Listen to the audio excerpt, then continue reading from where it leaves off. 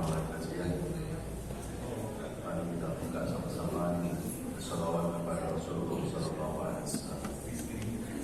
Sallallahu ala Muhammad. Sallallahu alaihi wasallam. Sallallahu ala Muhammad. Sallallahu alaihi wasallam. Ya Nabi, salam alaika. Ya Rasul, salam alaika. Ya Habib, salam alaika.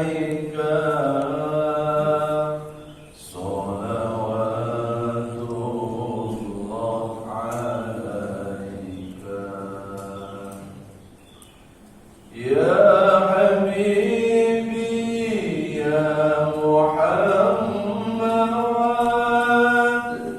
ya arusal khafiqaini. Ya Habibi, ya Muhammad, ya arusal khafiqaini.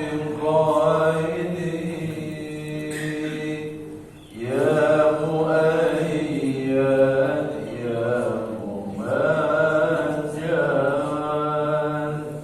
ya imam al-qiblataini. Sallallahu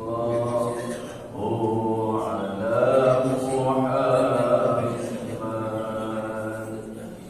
Sallallahu alaihi wasallam. Sallallahu ala Muhammad. Sallallahu alaihi wasallam. Anta syamsul, anta badrun, anta nurun fawqa nuri.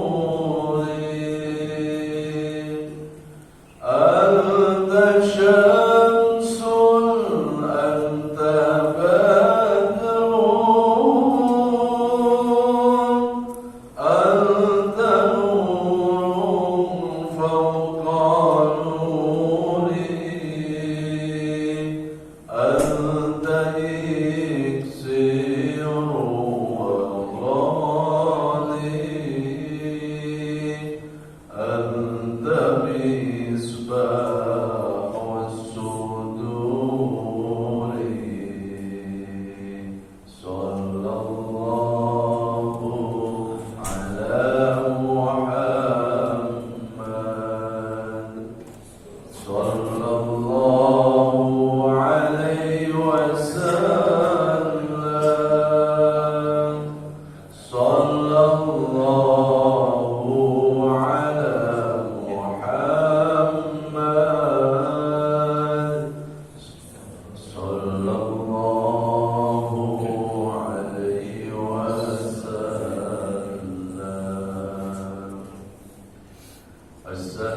Assalamu alayka ya Rasulullah.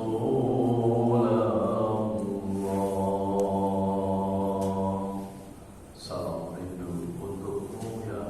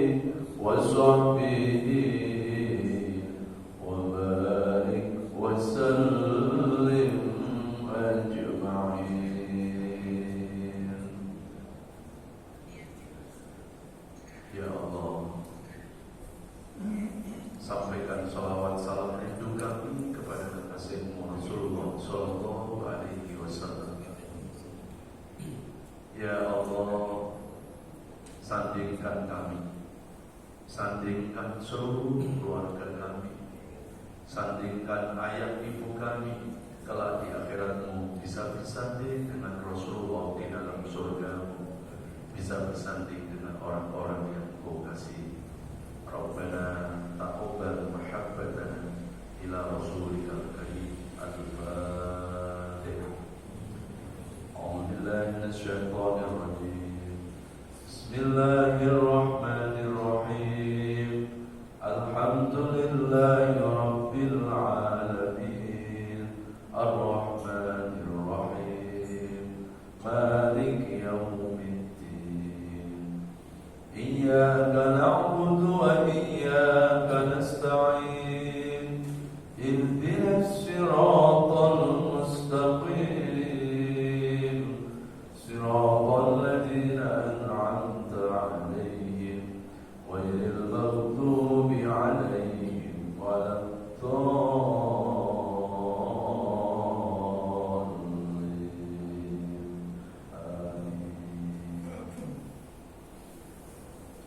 Assalamualaikum warahmatullahi wabarakatuh. Alhamdulillahirabbil alamin. Allahumma shalli ala Muhammad wa ala alihi wa sahbihi wa alihi wasallim ajmain. Rabbi zidna ilma wa akhirna bis-shalihin wa tawaffana muslimin. Amin ya rabbal alamin. Bapak Ibu jamaah sekalian yang dirahmati Allah, alhamdulillah kita bersyukur kepada Allah. Berkat izin dan irodahnya kita masih diberikan nikmat sehat, nikmat panjang umur oleh Allah Subhanahu wa ta'ala. Semoga nikmat sehat dan panjang umur ini bisa kita manfaatkan untuk memperbaiki diri kita, untuk beribadah, mendekatkan diri kepada Allah Subhanahu wa ta'ala. Karena kita semua datang dari Allah dan kita semua juga akan kembali kepada Allah Subhanahu wa ta'ala. Salawat beserta salam sama-sama kita sampaikan kepada panutan abadi kita Rasulullah Muhammad sallallahu alaihi wasallam. Semoga kita termasuk umat yang mencintai Nabi dan mudah-mudahan Nabi mencintai kita. Amin ya rabbal alamin. Baik Bapak Ibu jamaah sekalian, seperti biasanya kajian kita adalah tadabbur Al-Quran, yaitu renungan-renungan di bawah naungan ayat-ayat suci Al-Quran.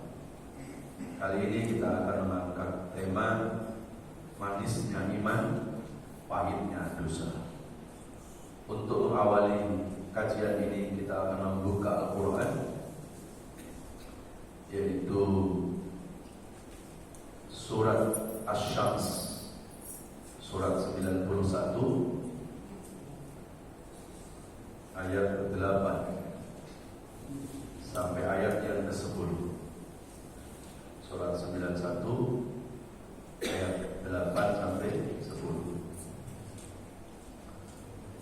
A'udzu billahi minasy syaithanir rajim. Bismillahirrahmanirrahim. فألهمها فجورها وتقواها قد أفلح من زكاها وقد خاب من دساها. Sadaqallahul Adzim. Yang artinya fa'alhamaha fujuraha wa taqwaha, dan Allah akan mengilhamkan kepada seluruh jiwa-jiwa manusia, atau Allah akan memberikan kepada jiwa-jiwa manusia dua sifat. Ada fujur, ada takwa. Fujur itu hubungannya dengan perbuatan dosa, dan wa taqwa, takwa itu hubungannya dengan ketaatan, dengan ibadah kepada Allah Subhanahu wa ta'ala. Jadi di dalam diri manusia itu ada dua sifat, ada fujur, ada takwa, ada soleh, ada salah. Ya. Qad aflaha man zakah, dan sungguh beruntung. Siapa yang beruntung? Yaitu orang-orang yang selalu membersihkan jiwanya dengan iman, dengan ketakwaan. Dan wa qad khaba man dassaha, dan sungguh akan hina, sungguh akan celaka orang-orang yang mengotori jiwanya dengan dosa. Jadi kalau kita lihat di ayat ini, ternyata iman, takwa, ibadah, kalau kita jalani dengan benar, maka iman, takwa, ibadah, kebaikan-kebaikan kita itu akan berbanding lurus dengan kebahagiaan hidup kita. Jadi kalau hari-hari ini kita selalu berdoa kepada Allah, ya Allah, bahagiakan kami, tenangkan jiwa kami, ternyata kebahagiaan manusia itu berbanding lurus dengan kebaikan-kebaikan. Ya. Jadi kebaikan itu berbanding lurus dengan kebahagiaan. Wa qad khaba man dassaha, dan dosa itu berbanding lurus dengan kesengsaraan hidup kita. Ya. Jadi tidak mungkin Allah itu membahagiakan manusia dengan dosa. Tidak mungkin Allah itu membahagiakan manusia dengan korupsi, dengan zina, dengan judi, dengan narkoba. Tidak mungkin. Ya. Kalaupun dosa-dosa itu membawa kenikmatan, kenikmatan dosa itu tidak sebanding dengan kenistaan, dengan siksa Allah yang abadi selama-lamanya. Nah, maka kebahagiaan manusia ternyata Allah letakkan dalam agamanya, dalam keimanannya, dalam ketakwaan. Ya. Jadi kalau kita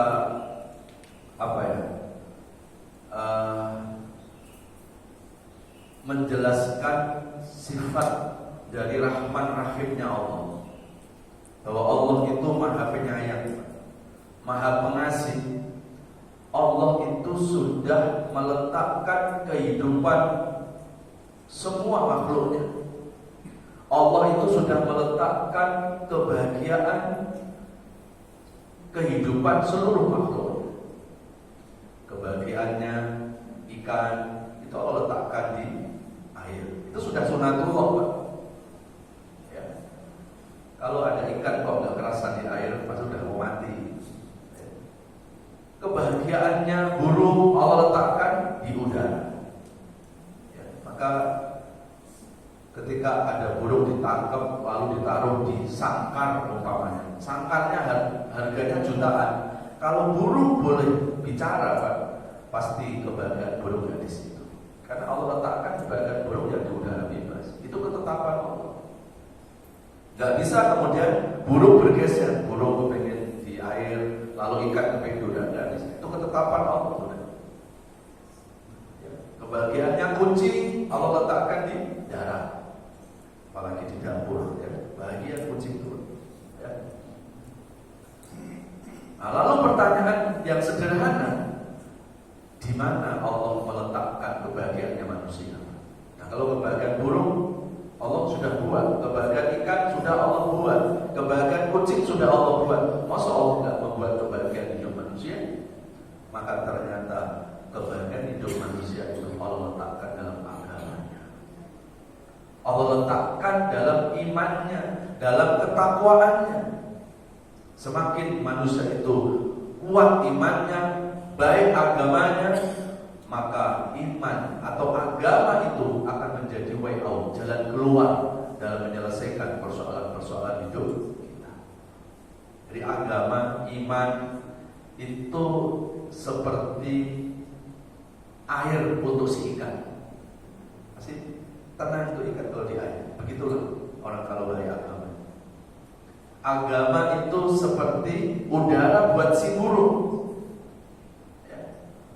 Dan agama itu diturunkan oleh Allah untuk menjadi cahaya dari kegelapan. Maka orang kalau agamanya baik, dia nggak asal, Pak. Hidupnya akan terbimbing, hidupnya akan lempeng. Ya. Dia bisa membedakan mana yang benar, mana yang salah.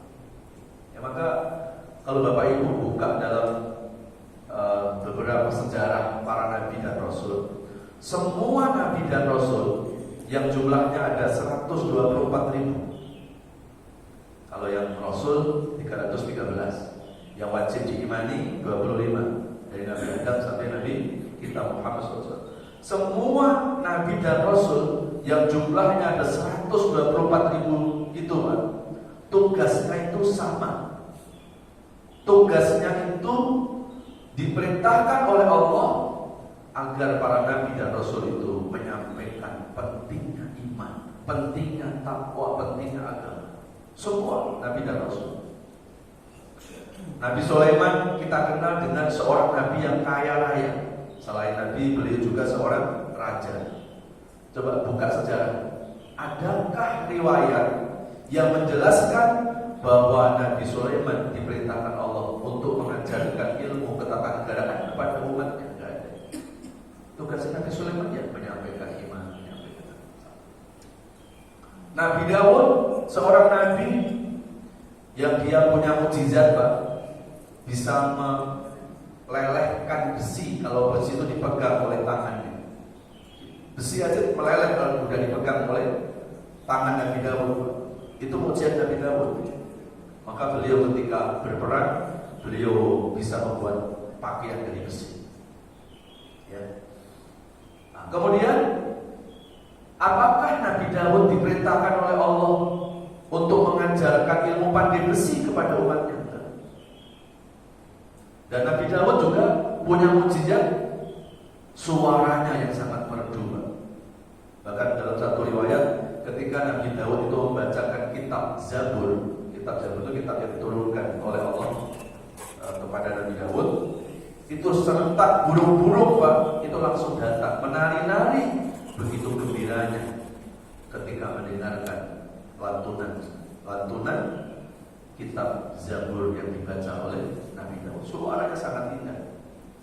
Di dalam sejarah tidak ada Nabi Daud diperintahkan Allah untuk mengajarkan les vokal ya, kepada umatnya. Tugas Nabi Daud ya sama, menyampaikan pentingnya iman, menyampaikan pentingnya apa? Agama. Dan begitu juga Nabi kita Muhammad SAW sampai rela dilempari batu, rela dilempari kotoran, Pak. 13 tahun Rasul menyampaikan iman di Mekah, dan 10 tahun Rasulullah menyampaikan keimanan di Madinah. Rasul mengorbankan segala-galanya untuk apa? Mempertahankan iman, untuk menyampaikan iman kepada Allah Subhanahu wa ta'ala. Bahkan kalau kita buka dalam sejarah yang direkam di Quran, ada seorang wanita yang disebut oleh Rasulullah Sayyidatul Jannah. Siapa wanita yang disebut Sayyidatul Jannah? Yaitu wanita pertama yang membuka pintu surga. Beliau adalah Ibunda Asyiyah. Asyiyah ya, bukan Aisyah. Kalau Ibunda Aisyah istrinya Rasul, kalau Ibunda Asyiyah istri dari Fir'aun. Ya, beliau dikatakan Sayyidatul Jannah karena begitu teguhnya dalam mempertahankan keimannya, sampai beliau rela digantung di tiang gantungan oleh suaminya sendiri, Fir'aun.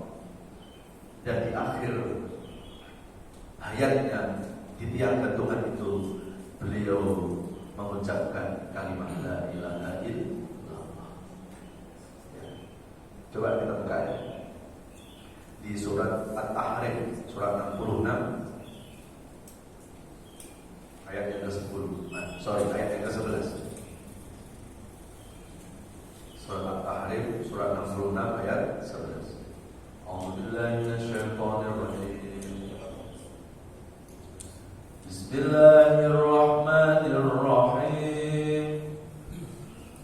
Wa daraballahu mathalan lil ladzina amanu imra'ata fir'aun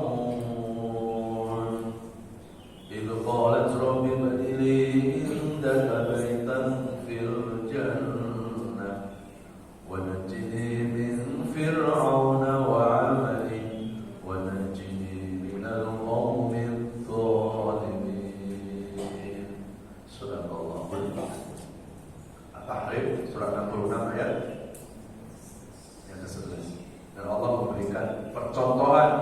memberikan perumpamaan seorang istrinya Fir'aun saat beliau itu ditaruh di tiang gantungan oleh suaminya Fir'aun, dilempari batu sampai meninggal, Pak.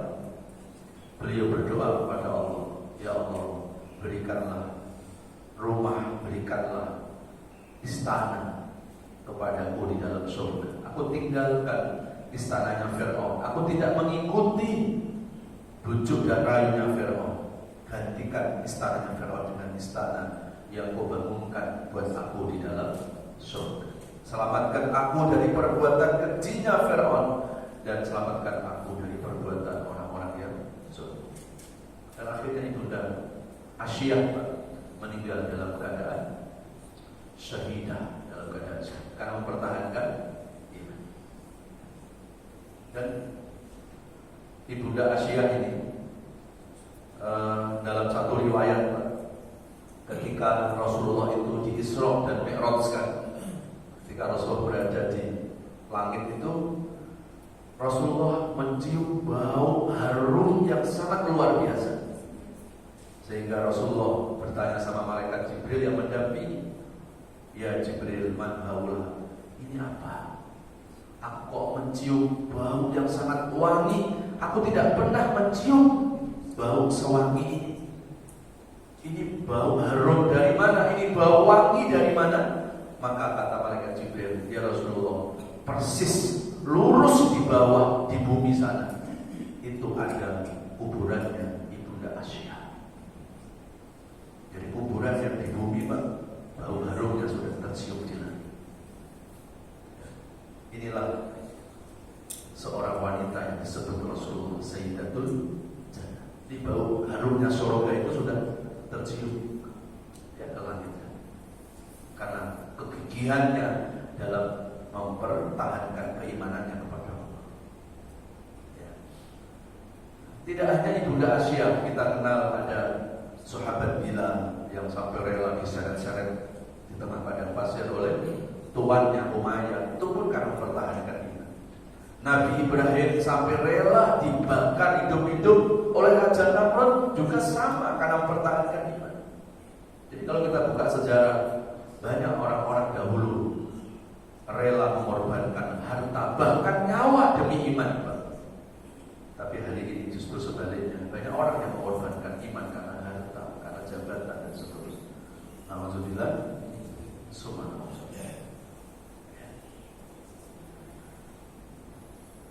Kemudian apa itu arti iman? Kalau kita buka dalam hadis, iman itu adalah iqrarun bil lisan wa af'alun bil arkan wa tasdiqun bil qalbi. Iman itu apa sih? Iman adalah iqrarun bil lisan, diucapkan dengan lisan, dibuktikan dengan perbuatan, lalu tasdiqun bil qalbi, lalu diucapkan iman itu ke relung hati yang paling dalam. Itulah definisi iman. Jadi ada 3, Pak, diucapkan dengan lisan. Minimal orang beriman kepada Allah itu yang bersyahadat. Apakah cukup hanya bersyahadat? Belum, harus dibuktikan dengan perbuatan. Maka kalau Bapak Ibu buka dalam Quran, setiap kali ada kata iman, biasanya iman itu dibarengkan sama amal soleh. Amal adalah pembuktian dari keimanan itu. Jadi kalau ada orang mengaku beriman, kok tidak mau nggak mau beramal, nggak mau beribadah, maka belum sempurna keimanan yang di hadapan Allah. Nah, lalu yang ketiga adalah tasdiqun bil qalbi. Ucapkan iman itu ke relung hati kita yang paling dalam. Sekali kita sudah beriman, ya sampai mati tetap beriman. Sekali kita sudah mengucapkan kalimat la ilaha illallah, sampai mati tetap la ilaha illallah. Itulah yang disebut dengan apa? Iman yang istiqomah. Iman istiqomah itu ciri-cirinya apa? Iman yang tidak terkontaminasi oleh waktu, oleh keadaan. Ya. Jadi iman yang konsisten, ya. Iman yang selalu apa? Selalu kontinu, Semangat keimanan itu tidak luntur karena keadaan. Itulah yang disebut iman istiqomah. Saya bercontoh, Pak. Bulan Ramadan kemarin kita masih ingat begitu semangat kita beribadah kepada Allah. Ya. Maka kalau orang itu benar-benar istiqomah, harusnya apa? Ramadan sudah berakhir, semangat Ramadan itu gak akan hilang. Saat bulan Ramadan rajin tadarus Quran, harusnya ya setelah Ramadan gak selesai tadarus Qurannya. Kalau saat Ramadan kita rajin sholat tahajud, rajin bangun malam, ya harusnya selesai Ramadan, gak ada selesai tahajud kita. Ya kenapa kita semangat ibadah hanya nunggu Ramadan? Ya padahal Allah tidak hanya ada di Ramadan, Allah ada kapan saja. Ya. Maka ketika ibadah seseorang itu betul-betul istiqomah, ibadah itu tidak akan terkontaminasi oleh waktu, oleh keadaan. Mau Ramadan dia tak peduli, Pak. Karena ibadahnya bukan untuk Ramadan, ibadahnya itu betul-betul karena Allah. Inna khairul a'mal, atau dalam hadis yang lain disebut inna khairul umur adwamuha wa iqal. Sebaik-baik amal itu adalah langgengnya walaupun sedikit. Istiqomahnya. Ya. Ada orang, Pak, semalam tahajud nggak tidur, semalam suntuk dia sholat malam, tapi hanya pada malam itu saja. Malam-malam yang berikutnya dia nggak lakukan. Itu ibadah yang tidak disukai oleh Allah. Yang disukai oleh Allah itu adalah ibadah yang kontinu. Walaupun setiap malam kita mampu, kita hanya sholat 2 rakaat tahajud, tetapi setiap malam kita lakukan terus. Itu jauh lebih dicintai oleh Allah ketimbang ibadah 1 malam suntuk tapi hanya pada malam itu saja. Itulah yang disebut apa tadi? Istiqomah. Coba kita buka lagi surat Fussilat surat 41 ayat 30 sampai 32. A'udzubillahi minasyaitonirrajim. Bismillahirrahmanirrahim. Innal ladzina qalu rabbuna Allahu tsumma istaqamu ثم استقاموا تتنزل عليهم الملائكة ألا تخافوا ولا تحزنوا وأبشروا بالجنة التي كنتم توعدون نحن أولياؤكم في الحياة الدنيا وفي الآخرة ولكم فيها ما تشتهي أنفسكم ولكم فيها ما تدعون نزلا من غفور رحيم. Surat Al-Qur'an. Coba kita renungi surat Fussilat ayat 30-32. Sesungguhnya orang-orang yang beriman yang mengucapkan Tuhanku adalah Allah, lalu summastaqamu, kemudian dia istiqomah dengan imannya tadi, maka tatanazzalu alaihul malaikat, Allah akan kirimkan para malaikat, Pak, untuk mendampingi orang itu. Lalu malaikat itu berkata, la takhafu wa la tahzanu, tidak usah kalian dihantui ketakutan dalam menghadapi hidup, dan tidak usah kalian larut dalam kesedihan. Maka ciri orang yang imannya sudah sampai pada istiqomah, Pak, ada 2 ciri yang menonjol. Apa ciri yang menonjol itu? Pertama, orang itu tidak dihantui ketakutan dalam menghadapi hidup. Yang ngapain? Orang yang beriman harus takut menghadapi hidup. Hidup sudah diatur oleh Allah. Kita tinggal jalani saja, Pak. Kita manusia itu nggak bisa mengatur Tuhan. Kita nggak bisa memaksa Allah untuk mengikuti kemauan kita. Karena hidup ini bukan mau-maunya kita. Hidup ini hakikatnya adalah mengikuti apa yang dimaui oleh Allah. Ya jangankan menghadapi kehidupan, Pak. Orang-orang yang imannya sudah sampai pada level istiqomah tidak akan takut dalam menghadapi kematian. Karena hidup mati buat orang beriman itu satu paket. yang harus dijalani, Pak. Ya. Tidak mungkin manusia itu hidup seterusnya. Ya. Pasti suatu saat manusia itu akan kembali kepada Allah. Maka buat orang-orang yang sudah mengenal Allah, sudah yakin ya dengan keimanannya kepada Allah, maka kematian itu bukan sesuatu yang ditakuti. Justru kematian itu sesuatu yang dirindukan. Ya. Loh, kenapa kok orang rindu dengan kematian? Karena kematian itu hakikatnya adalah awal perjumpaan seseorang hamba dengan kekasih abadinya Allah Subhanahu wa ta'ala. Ya. Alangkah bahagianya kalau orang bertemu kekasihnya. Ini almarhum Bapak Ikhwan sudah ketemu Pak sama kekasih abadinya Allah.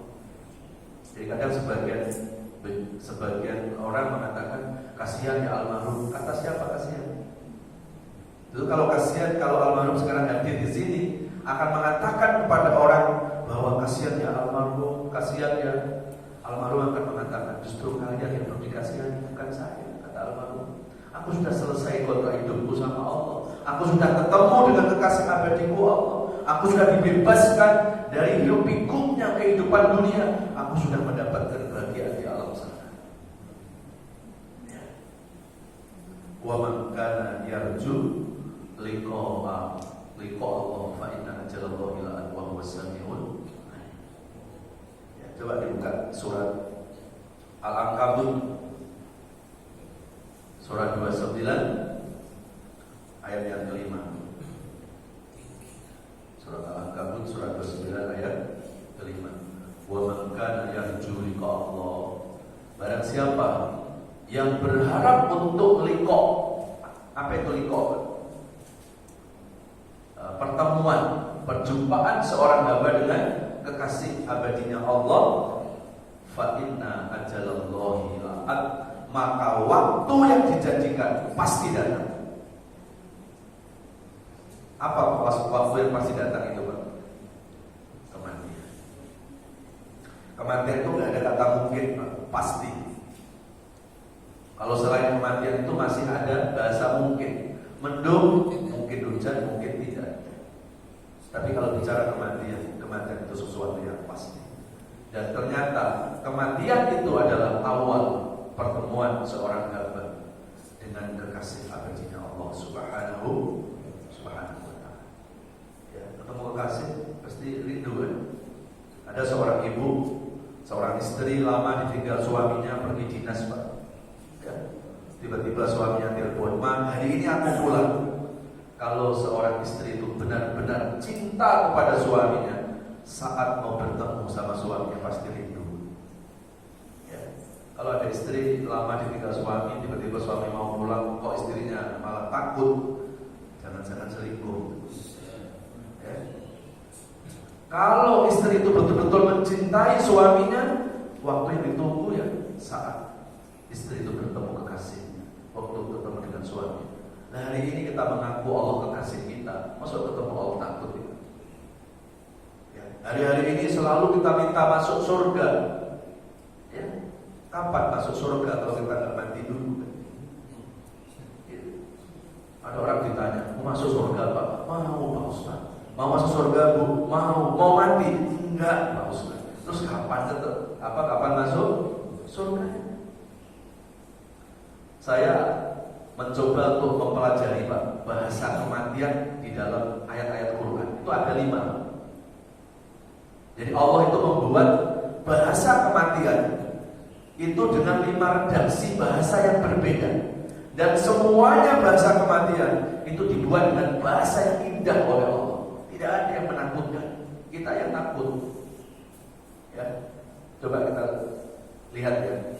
Ada 5 bahasa kematian di Quran.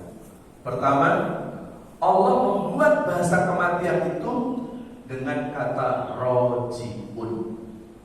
Itu di Al-Baqarah surat kedua 156. Wa basyiris sabirin alladzina idza asabatu musibah qalu inna lillahi wa inna ilaihi raji'un. Kata raji'un Pak itu berakar dari kata roja'a yarji'u dalam bahasa Arab ya, yang artinya adalah kembali. pulang kampung. Sekarang saya mau tanya, ada nggak orang pulang kampung takut? Ya, orang pulang kampung itu pasti rindu, Pak. Macet-macet dijalani, Pak. Ya.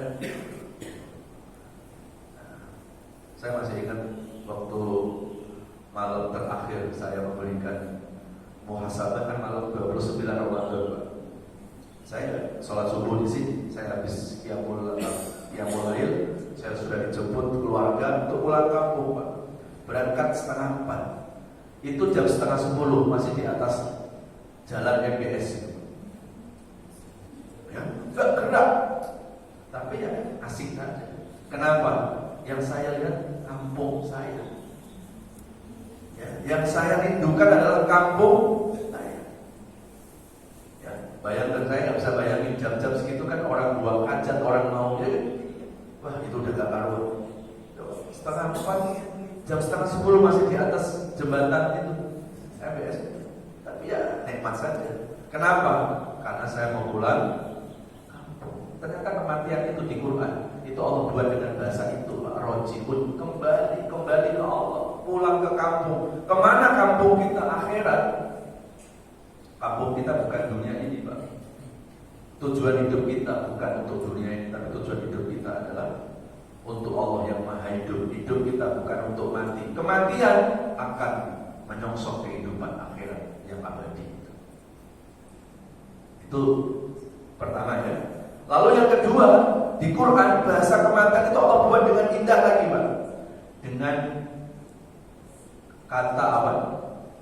Wafat.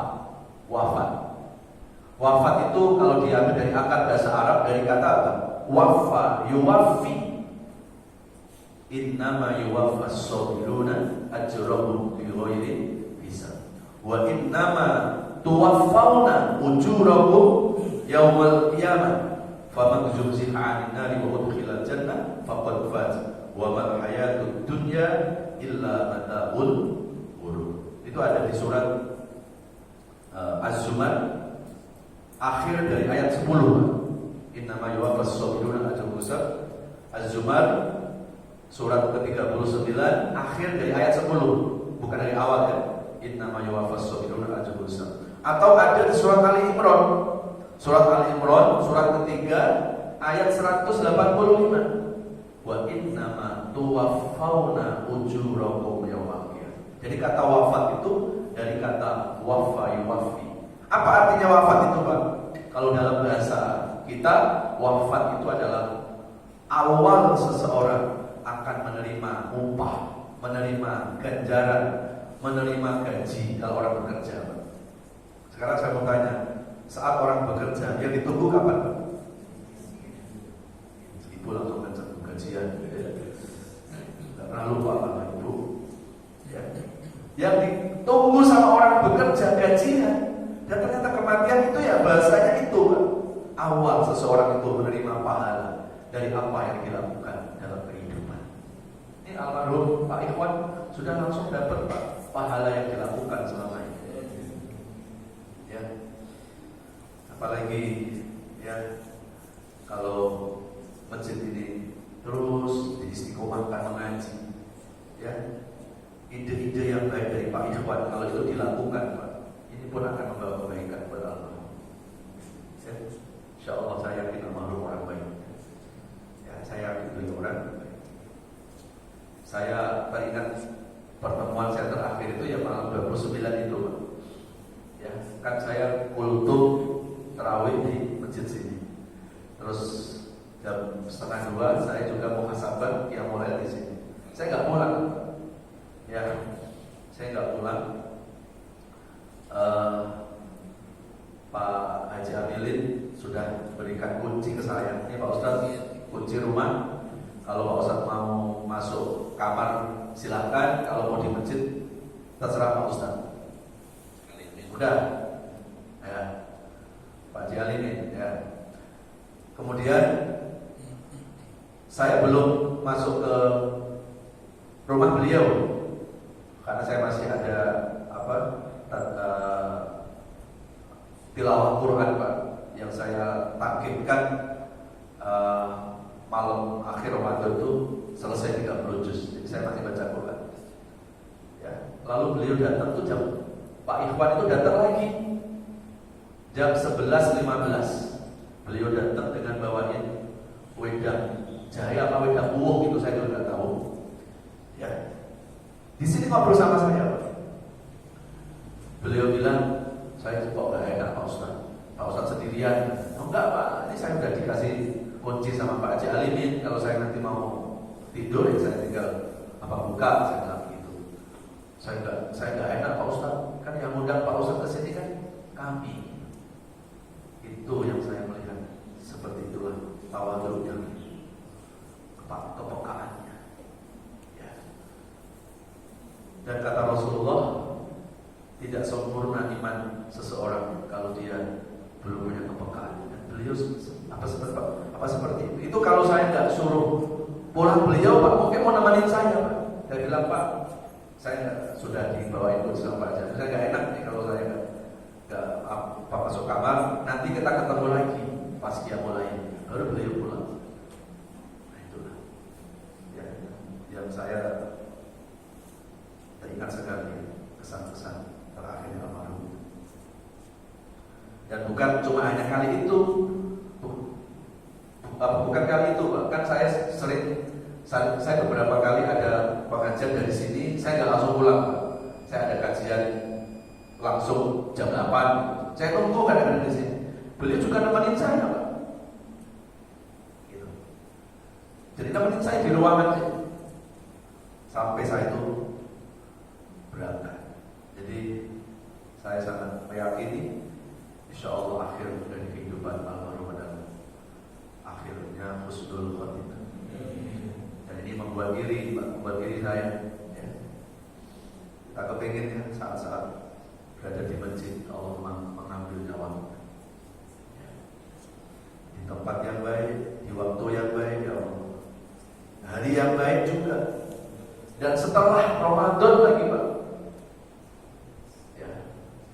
Kematian yang banyak dirindukan oleh para kekasih Allah, para pecinta Allah Subhanahu wa Ta'ala. Lalu yang ketiga, di Al-Quran itu, Pak, Allah menggunakan bahasa kematian dengan bahasa yang indah. Selain wafat tadi ada bahasa liqa. Ila liqa. Liqa artinya apa? Bertemu atau berjumpa. Ya, itu ada di dua dalil di Quran saya temukan itu. Satu di surat Al-Ankabut surat 29 ayat yang ke-5, dan satu lagi ada di surat Kahfi surat 18 akhir dari ayat 110. Itu juga ada kata liqa di Quran. Wa man kana yarju liqa Allah fa inna ajalahu at wa wasilul alim. Al-Ankabut ayat 5. Lalu surat Kahfi ayat 110 Allah sebutkan lagi wa man kana yarju liqa rabbi falyamal amalan sholihan wa la yusyrik bi ibadati rabbih. Barang siapa yang mau bertemu dengan kekasih abadinya Allah, maka kematian itulah waktunya. Lalu kalau mau ketemu sama Allah, Kahfi 110, Pak, di akhir ya. Barang siapa mau bertemu dengan Allah, maka kuncinya beriman, beramal, dan jangan pernah kita musyrik kepada Allah. Insya Allah saat kita meninggal dunia, kita akan bertemu dengan kekasih abadinya Allah Subhanahu. Lalu yang keempat, Allah menggunakan bahasa kematian dengan bahasa ajal. Al-A'raf ayat 34. Wa likulli ummatin ajal. Fa idza jaa ajaluhum la yastakhiruna sa'atan wa la yastaqdimun. Dan ada lagi di surat Al-Munafiqun surat 63 ayat 11. Wa la yu'akhirullahu nafsan idza jaa ajaluha. Apa sih makna ajal itu, Pak? Ajal adalah jatuh tempo. Jadi setiap manusia itu ada jatuh temponya. Gak ada manusia hidup itu expired, gak ada. Sudah ada ketetapan Allah. Jadi almarhum memang sudah ditakdirkan ya meninggal pada seminggu sepekan yang lalu. Itu sudah ada catatan sebelum almarhum lahir ke dunia. Ya. Dan kita ini semuanya bergerak menuju gelombang takdir itu. Tidak ada dalam hidup ini faktor kebetulan, tidak ada. Semuanya sudah bergerak mengikuti gelombang takdirnya Allah. Maka saya tidak setuju kalau ada orang meninggal dihukum dihubungkan dengan peristiwa. Nggak ada hubungan dengan peristiwa meninggal itu, Pak. Kan kadang-kadang ada orang kalau meninggal, pertanyaannya begini, meninggalnya kenapa? Terus jawabannya, emang udah sakit-sakitan. Jadi seolah-olah meninggal itu dihubungkan sama sakit, padahal meninggal itu nggak ada hubungannya sama sakit, dan juga nggak ada hubungannya sama sehat, Pak. Ya, meninggal itu hubungannya dengan takdir Allah. Sakit itu hanya penyebab saja. Ya. Ada lagi, kalau si Anu meninggal kenapa? Emang udah tua. Ya, seolah-olah dihubungkan sama usia tua, padahal faktanya berapa banyak orang yang meninggal sebelum tua dan berapa banyak orang meninggal tidak ada gejala sakit sebelumnya. Berarti kematian itu gak ada hubungannya sama sakit, gak ada hubungannya sama sehat, gak ada hubungannya sama usia tua, juga gak ada hubungannya dengan usia muda. Lalu kematian hubungannya dengan apa? Kematian itu hubungannya dengan takdir Allah. Jadi kalau sudah datang takdir Allah kematian, gak usah nunggu masuk rumah sakit, gak harus kena COVID, gak harus nunggu usia tua. Kam min sohifin yang mutu biwadi ilatin. Berapa banyak orang meninggal tanpa gejala. Maka kematian itu bukan untuk ditakuti, tapi kematian itu untuk dipersiapkan. Karena setakut-takutnya mati juga kita, Pak. Kecuali yang takut mati gak mati-mati. Yuk semuanya takut mati, yang takut mati ya mati. Yang hari ini minta mati, belum saatnya mati gak bisa, Pak. Karena kematian itu merupakan hak prerogatif Allah. Itu rahasia Allah. Ini bisa kita buka di surat Al-Isra surat 17 ayat yang ke-85. Wa yas'alunaka 'anir ruh, qulir ruhu min amri rabbi wa ma utitu min ilmi illa qalila. Kalau ada yang bertanya tentang ruh, tentang kematian itu urusanku, kata Allah. Gak ada yang tahu, Pak. Ya. Kematian itu hak prerogatif Allah. Jangankan kelasnya kita, Pak, sekelas Nabi Muhammad itu gak dibocorkan, Pak, kematian. Wafatnya Nabi itu Nabi gak tahu, Pak. Coba Bapak Ibu cek deh, di hadis atau di Quran ada gak keterangan bahwa Nabi itu memberitahukan, Pak, tentang wafatnya? Gak ada. Andai saat itu Nabi ditanya, ya Rasulullah, kau wafat itu usiamu berapa nanti? Nabi pun gak tahu, Pak. Karena kematian itu adalah rahasia Allah. Jangankan Nabi, Pak, malaikat Israel saja yang mencabut nyawa kita, hari ini dia nggak tahu mau mencabut nyawa siapa, Pak. Ya. Nanti sekarang Israel itu datang ke masjid ini, Pak, ditanya, Israel, hari ini kau cabut nyawa siapa? Dia nggak akan berani menjawab, karena dia pun menjalankan perintah sesuai dengan ketetapan Allah. Itu penjelasan surat Al-Isra ayat 80. Maka kematian itu sepatutnya bukan untuk ditakuti, tapi kematian itu untuk dipersiapkan dan dirindukan. Ya. Loh, kenapa kok kita kadang dihantui ketakutan menghadapi kematian, Pak? Karena kita sering melihat kematian itu makna fisikal, Pak. Fisiknya yang kita lihat. Maka disitulah yang menimbulkan rasa takut yang berlebihan. Ya kan? Coba kita rubah mindset kita. Dari kematian makna fisik, kita lihat hikmah dari kematian. Kematian adalah awal kita ketemu kekasih abadi Allah, awal kita menerima pahala. Bukankah setiap hari kita ibadah, kita berharap untuk mendapatkan kebaikan di sisi Allah? Ya. Nah, itu. Nah, kemudian yang terakhir kita buka surat baru 4 ya, masih satu, ada satu lagi. Bahasa kematian itu Allah buat dengan bahasa al-maut. Jadi apa tadi? Rojiun, pulang kampung, terus wafat, awal Allah menerima, memberi pahala, terus liqa, perjumpaan kita dengan kekasih abadi Allah. 4, ajal, jatuh tempo. Lalu yang kelima adalah al-maut. Itu berakar dari bahasa Arab mata yamutu mautan, artinya tertiada. Bahwa manusia awalnya tiada dan nanti diakhiri dengan tiada. Nah, kita kan memang awalnya tidak ada di dunia, Pak. lalu suatu saat kita meninggalkan dunia. Ya iyalah, karena awalnya kita memang nggak ada kok. Awalnya kita lahir nggak bawa apa-apa, dan nanti saat mati pun kita nggak bawa apa-apa. Hanya cuma selai kain kafan yang menempel di badan kita. Ya. Jadi awalnya kita tiada harta, tiada pakaian, dan suatu saat kita juga akan menjadi makhluk yang tiada juga. Mana dalilnya? Kita buka di surat Al-Baqarah surat kedua ayat 27. Kaifa takfuruna wa kuntum amwatan fa ahyaakum summa yumitukum summa yuhyikum summa ilaihi turja'un. Kenapa manusia itu ingkar kepada Allah padahal dulu manusia itu mati? Kan awalnya tiada kan?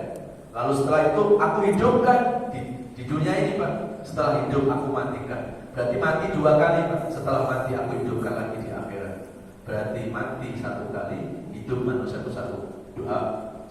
Kematian itu dua kali dan kehidupan kita pun dua kali. Jadi kalau ada yang ngomong pupuk hidup cuma sekali, bukan sekali, dua kali hidup kita. Ya, hidup di dunia dan nanti hidup abadi di akhirat. Mati kita pun dua kali. Saat sebelum melahir ke dunia kita dalam keadaan tiada.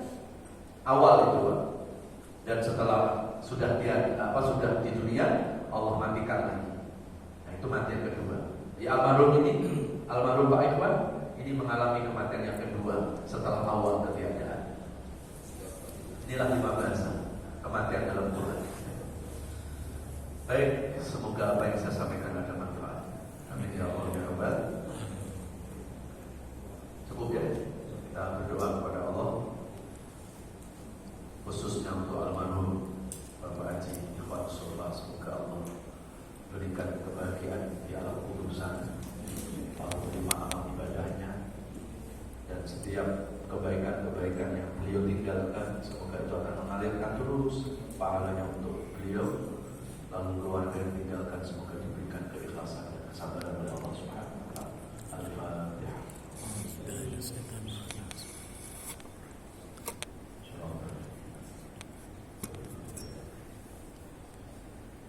A'udzubillahiminasyaitonirrajim. Bismillahirrahmanirrahim. Alhamdulillahirabbil alamin. Allahumma shalli ala Muhammad wa ala alihi wa sahbihi wa barik wa sallim ajmain. Ya Allah ya Rahman, ya Rahim, ya mujibas sa'ilin, istajib du'ana, ya sami'ad du'a wa ya arhamar rahimin. Ya Allah, bila hidup ke depan kami ini masih membawa kebaikan-kebaikan, mohon panjangkan usia kami ya Allah. Berikan kesehatan jasmani rohani kami ya Allah. Angkat seluruh penyakit-penyakit kami ya Allah, baik penyakit fisik maupun penyakit hati yang susah diobati. Berikan keikhlasan dan kesabaran dalam menjalani sisa-sisa hidup ini ya Allah. Jadikan sisa-sisa hidup kami ini menjadi hidup yang jauh lebih baik ya Allah. Hidup yang lebih berkah, hidup yang penuh ibadah, hidup yang mampu memperbaiki diri ya Allah.